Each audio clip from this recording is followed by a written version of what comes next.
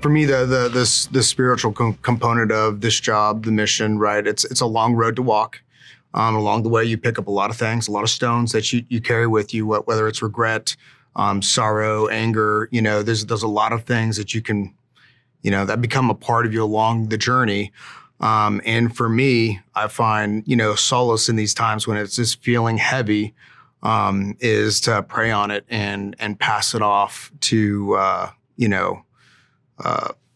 God, go to him in prayer and let it go, because it's not real. It's not physically on your back, but you feel it. Emotionally, it's there with you when you go to sleep. It's there when you wake up, when you see your kids, when you see your friends. And it's something that you can carry with you for a long time. And there's, for me, the spirituality component of it is the ability to let it go and give it to somebody else. I think it's important to acknowledge that spiritual and emotional resilience doesn't always come from religion. It can come from many other sources. And the types of therapy that Joe, Anna, and your colleagues provide, whether it's cognitive behavioral therapy, pharmacologic therapy, or otherwise, can also play a role in that emotional and spiritual resilience, letting it go, this idea that you can have that heaviness kind of fall off your shoulders. Whether it's spiritual or something larger than me, whether it's faith in country, love of country, faith in some kind of a higher being, there was a drive to want to do the job in the first place, and then how that played into the family. And I think all of that kind of tied together. So I think it was a pretty big pillar, because I was doing what I was doing for a reason, for love of country, for the family. And all of that tied into my anchor point. And there was a larger being that was part of that, whatever you want to call it. But I thought that was a pretty important anchor for my drive and my motivation. We lose the spirituality side of things, in my opinion, of looking at all the other possibilities of how to do something. And we get really good at what we do, but we lose the ability to look at all the different ways you might be able to approach something or even talk. And so the way you stay in the zone is play.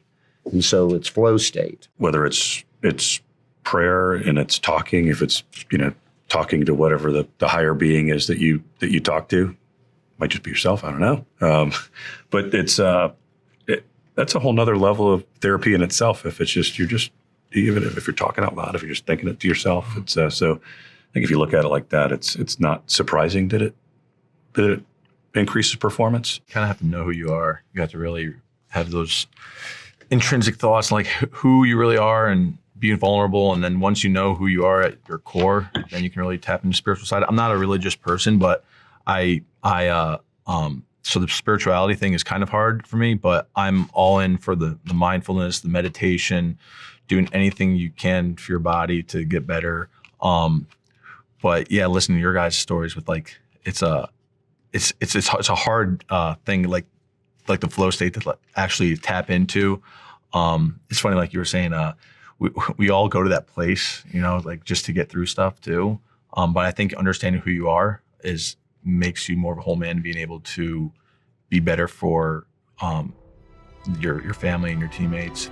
I think regardless of whatever your spiritual proclivity is, right? If you're a religious person or you're Christian or whatever, at least in my experience, one of the most important roles that it plays for us is that it helps us derive meaning from suffering, right? And that's a Viktor Frankl idea, right?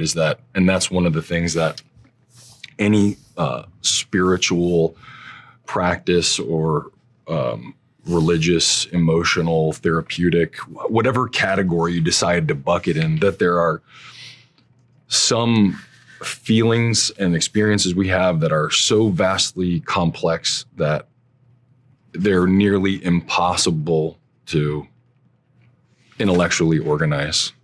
And that at some point we have to realize that our own power to think is always limited when it comes to terms with dealing with life stuff. And that one of the best things that we can hope for or aim at, just as human beings, is to try to derive some sense of meaning from what it is that we have experienced and things that we have done. If you're in a training cycle and you're in a workup in preparation for deployment, and you have a hierarchy of things that you're responsible for in preparation for that event, and you have like warrior-based skills, like fighting skills, gear preparation. I have to be able to jump. I have to do operational specific things. I have my leadership role. And then all the way down here is meaning making. And when is there time for that? And how does that get built in?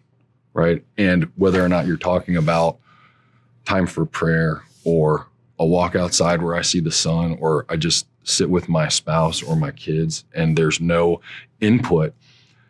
You know, if you layer on top of that our larger culture, we're on input, right? Everybody in here, me included, before this started, had a phone in their hand or was on a laptop. So when is that time when we're supposed to organize our thinking and our feeling? It's largely absent from general human life in our culture anyway. But then you add on top of that the sort of exacerbated demands of a special warfare operator's life.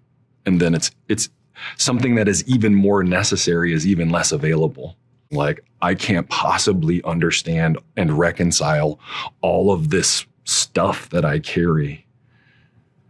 Maybe I can just make enough meaning out of it so it doesn't hurt so much.